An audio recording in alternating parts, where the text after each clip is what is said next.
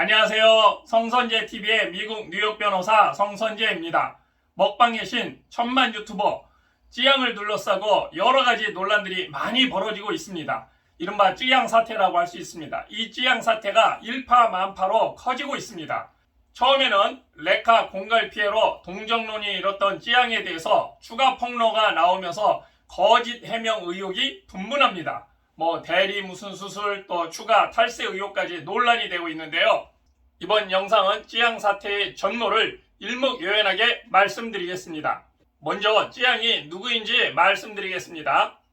안녕하세요 여러분. 제가 오늘은 땡땡땡에 왔는데요. 이렇게 영상 오프닝 멘트로 시작을 합니다. 그리고 오늘도 잘 먹었습니다. 이것은 영상 클로징 멘트입니다. 찌양은 대한민국의 먹방 전문 인터넷 방송인입니다. 먹는 음식의 양이 무지하게 많은데도 체중이 증가하지 않는 체질로 유명하죠. 사실 유튜브에서 눈에 띄는 성장세를 기록하며 지상파를 비롯한 여러 방송에서도 활발하게 활동하고 있습니다. 그런데요, 저도 그렇게 알았습니다. 얼마 전까지 찌양 이렇게 돼 있어서 이것이 과연 도대체 무슨 말인가 이렇게 했었습니다. 저도 사실 이게 중국 사람 아닌가, 중국 이름 아닌가 이렇게도 생각을 했었습니다. 그런데요, 방송명 찌양은 본래 자기 이름 박정원의 앞초성을 딴 지읒 이응에서 따왔다고 합니다. 그런데 지읒 이읒에서 활동명으로서 어울리는 이름을 여러가지 찾다가 지양, 지용 이렇게 하던 중 발음상 찌양이 좋겠다 해서 찌양으로 짓게 되었다고 합니다. 그런데 말씀드린 것처럼 찌양이라는 이름과 말투 때문에 중화권 사람으로 많은 오해를 받았다고 합니다. 사실 저도 그렇게 생각을 했습니다. 찌양이라는 이름 앞에는 먹방의 신 천만 유튜버라는 수식어가 붙어 다닙니다. 이번에 찌양 사태 때문에 사이버 레카법 입법 청원까지 등장했습니다. 그 배경은요, 바로 찌양의 유튜브 구독자가 1000만 명이 넘기 때문에 그렇습니다. 여러분, 유튜브에서 수익 활동을 할 수 있는 수익 창출 기준이 구독자 1000명과 구독 시간 4000시간입니다. 구독자 1000명입니다. 1000명도 하기가 굉장히 어렵습니다. 지금 제 채널이 아직 5000명이 안 됩니다.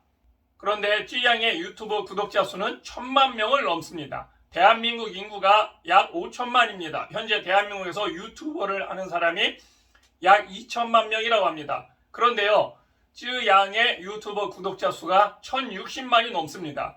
유튜버를 하는 사람의 절반 이상입니다. 그리고요, 대한민국 인구 전체로 봤을 때는 무려 20%를 넘는 수치입니다. 물론 찌양의 구독자가 전부 다 대한민국 사람, 대한민국 국민만 있는 것은 아니겠죠.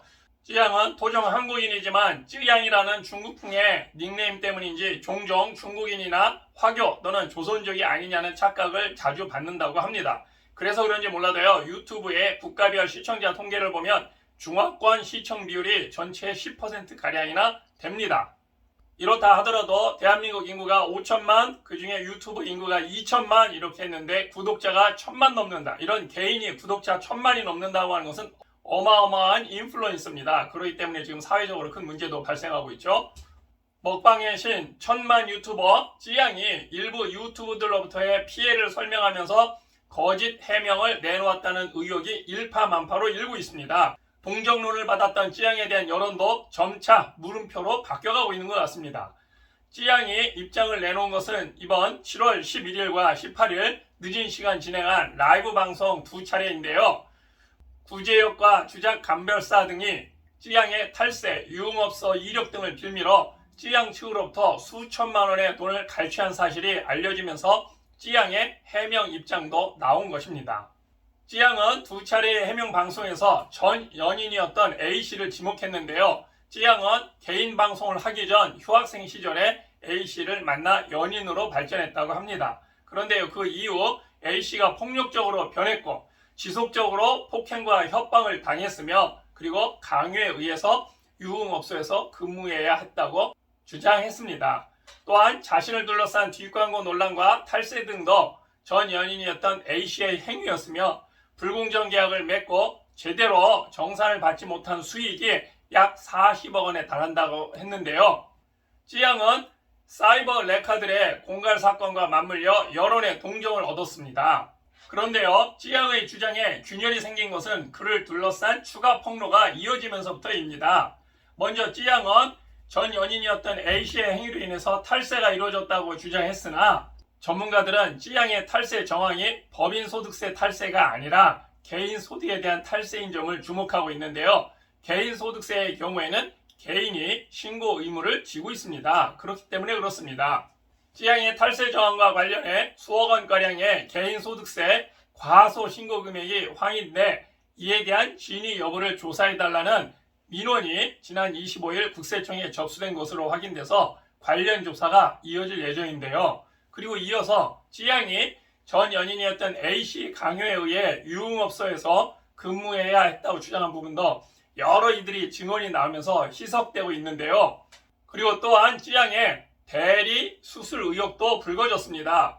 해당 주장이 사실일 경우에 찌양은 주민등록법 위반, 수술을 집도한 병원 또한 의료법 위반으로 처벌 대상이 됩니다. 점차 새로운 폭로가 잇따르면서 찌양의 거짓 해명 논란은 이어질 전망인데요. 동정론을 등에 업고 있었던 찌양을 둘러싼 여론도 분분해진 상황입니다. 찌양 사태 초기에는 찌양이 피해자로서 찌양에 대한 동정론이 일었습니다. 그래서 유튜버 1060만 명을 보유한 먹방 유튜버 찌양을 협박해서 돈을 뜯은 혐의를 받는 유튜버 구재혁과 주작 감별사가 구속이 됐습니다. 이들은 지난해 2월 찌양과 전 남자친구 간의 과거를 폭로하지 않겠다며 그 조건으로 찌양으로부터 약 5,500만 원을 받아 챙긴 혐의를 받고 있습니다.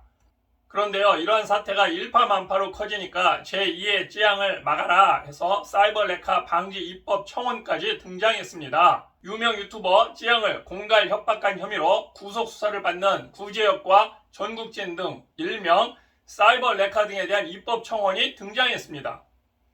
사이버 레카들이 가짜뉴스 유포로 이익을 추구하는 것을 차단해야 한다는 게 주요 내용인데요. 사이버 레카가 뭐냐면요, 온라인에서 특정인에게 일어난 이슈를 편집한 영상을 게시해서 해당인을 비난하는 영상을 콘텐츠로 하는 이슈 유튜버를 뜻합니다. 사실 허위사실 명예훼손의 경우 수사기간이 굉장히 깁니다. 그거에 반해서요, 형량과 피해자에 대한 손해배상액은 굉장히 낮아요. 수사부터 법원 판결이 나오기까지 최소 2년 이상의 기간이 소요됩니다. 여러분, 2년 이상 엄청나게 길지 않습니까? 그리고 피해자에 대한 위자료 등 손해배상액은 500만 원에서 2천만 원 정도에 불과합니다. 우리나라에서 위자료는 자, 네가 잘못했다라고 하는 것을 상징적으로 보여주는 것 뿐이지 경제적인 가치는 정말로 낮습니다. 여기에서 명예훼손에 따른 위자료는 500만 원에서 2천만 원 정도에 불과합니다. 대검찰청 자료에 따르면 2023년에 정보통신망법상 명예훼손으로 접수된 사건이 약 8,800건 정도입니다. 그런데요, 이 중에 약 20%만, 즉 1,800여 건만 재판에 넘겨졌고요. 즉 재판에 넘겨지는 게 전체의 20% 정도밖에 안 됩니다. 그리고 그 중에서도 약 1,600건만이 벌금형 약식 기소 처분으로 종결이 됐습니다. 그러니까 거의 대부분이 벌금형 약식 기소로 됩니다. 거의 대부분이 벌금이라고 보면 됩니다. 우리 법에서는요, 정보통신망법상 명예훼손은 7년 이하의 징역 또는 7천만 원 이하의 벌금형 규정을 두고 있는데요. 실제의 경우에는요, 기소된 사람의 약 85%가 벌금형으로 마무리되고 있습니다. 그리고 그 벌금 액수도요, 보통 500만에서 2천만 원입니다. 우리나라에서는 징벌적 손해배상이 인정되고 있지 않기 때문에 아까 말씀드린 바와 같이 위자료를 인정한다고 해도 그것은 상징적으로 누가 잘못했다라고 하는 것을 상징적으로 판단할 뿐이지 실제 손해배상액은 경제적인 재산적인 가치, 손해의 재산적인 가치로 환산했을 때는 극히 미미합니다. 뭐 이 정도는 그냥 감수할 수도 있다, 이렇게 보는 겁니다. 그래서 거의 대부분 벌금으로 끝난다고 했지 않습니까? 그리고 그 벌금 액수도 500만 원에서 2천만 원 정도밖에 안 됩니다. 손해는 수억 원 내지 수십억에 해당한다고 볼 수 있는데 그거에 대한 법적인 제재는 극히나 미약하기 때문에 이런 거에 대해서 큰 실효성이 없다고 보는 겁니다. 온라인에서 특정인에게 이러한 이슈를 편집한 영상을 게시해서 해당인을 비난하는 영상을 콘텐츠로 하는 이슈 유튜버를 사이버 레카라고 한다 하지 않았습니까? 그리고 이런 사이버 레카가 바로 그런 해당하는 사람들을 야, 내가 너한테 이런 불리한 영상을 올릴 건데 네가 나한테 돈을 주면 내가 이걸 올리지 않겠다, 너의 약점을 내가 노출시키지 않겠다, 이렇게 해서 하는 공갈 협박, 이런 걸 말하는 겁니다. 이러한 제2의 찌양 사태를 막아라 해서 사이버 레카 방지 입법청원까지 등장했다고 말씀을 드렸습니다. 이어지는 찌양의 해명에 거짓 해명 의혹이 있어서 대리 수술과 탈세 폭로까지 아주 시끌벅적하고 있습니다. 사실관계가 각자 당사자가 주장하는 바이기 때문에요. 현재 우리는 정확하게 알 수 없습니다만은 탈세 의혹에 대한 부분도 조사를 받아야 할 것이고요.